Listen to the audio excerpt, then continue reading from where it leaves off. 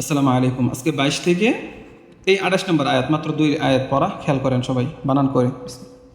কফ লাম পেশ কুল, হা পেশ হু, কুল হু, ওয়াও লাম জবর ওয়াল, কুল হুয়াল, লাম জবর লা, জালিয়াজের জি, এখানে 3 আলিফ টান হবে। উপরে কি আছে? চিকুন চিহ্ন, তাহলে 3 আলিফ টান দেন।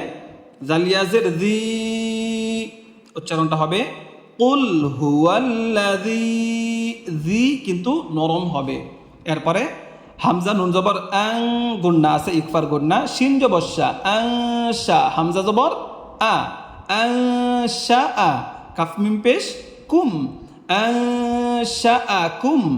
তাহলে এখান থেকে কুল হুয়াল্লাযী আনশাআকুম, ওয়াও জবর ওয়া, জিম জবর জা, ওয়াজা, আইন জবর আ, ওয়াজা আ, লাম জবর লা, ওয়াজা আলা।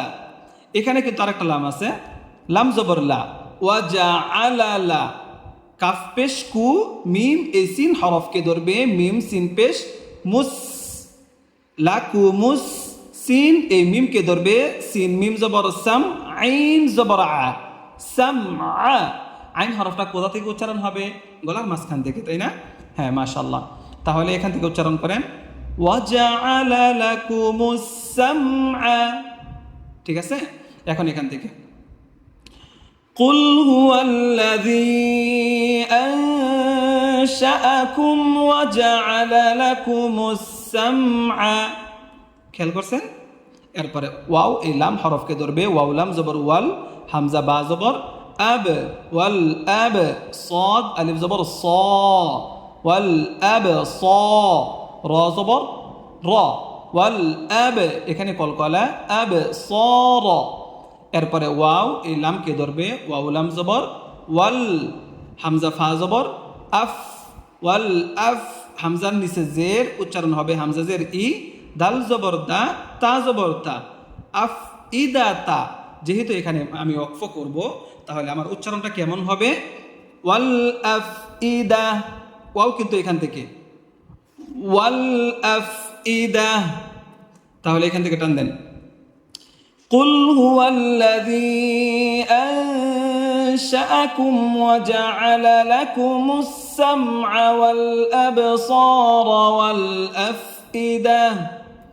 এরপরে কফ জবর ক, লাম ইয়াজের লি, কলি, লাম মিম, 2 জবর লাম, মিম আলিফ জবর মা, এখানে কি এক আলিফ টান, কলিলাম মা। তা এই শিনকে ধরবে, তা শিন জবর তাস, কাফ পেশ কু, র ওয়াও পেশ রু, নুন জবর না, মা তাশকুরুনা। এখানে যদি আমি ওয়াকফ করি কি হবে?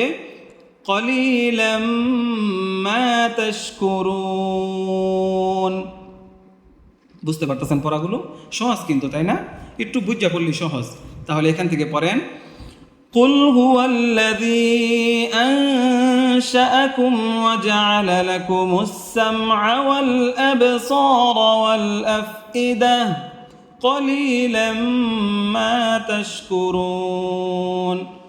এরপরে কফ লাম পেশ কুল, হা পেশ হু, কুল হু, ওয়াও এই লামকে ধরবে, ওয়াও লাম জবর ওয়াল, লাম জবর লা, কুল হুয়াল্লা, জালিয়াজের জি, কুল হুয়াল্লাযী, জাল জবর দা, র জবর র, জা র, হামজা জবর আ, জা র আ, কাফ মিম পেশ কুম, জা র আ কুম, কুল হুয়াল্লাযী যারাআকুম, যারাআকুম। উচ্চারণটা এমন হবে। তাহলে এই ফা এই লামকে ধরবে, ফার নিচে জের, লামকে ধরবে, ফা লাম জের ফিল, হামজা র জবর আর, দাদ জের দি, কি হবে? ফিল আরদি। ওয়াও জবর ওয়া, হামজা জের ই, ওয়া ই, লাম ইয়া জবর লাই, ওয়া ইলাই, হাজের হি, ওয়া ইলাই হি, ওয়া ইলাই হি। তা এই হাকে ধরবে, পেশ দিয়া কি হবে? তা হা পেশ তুহ, এই যে উচ্চারণটা তুহ, শিন জবর শা, র ওয়াও পেশ রু, নুন জবর না, তুহ শারুনা, কি হবে ওয়াকফ করিলে? ওয়া ইলাইহি তুহশারুন। এখান থেকে টান দেন কুল হুয়াল্লাযী যারাআকুম ফিল আরদি ওয়া ইলাইহি তুহশারুন। খেয়াল করছেন?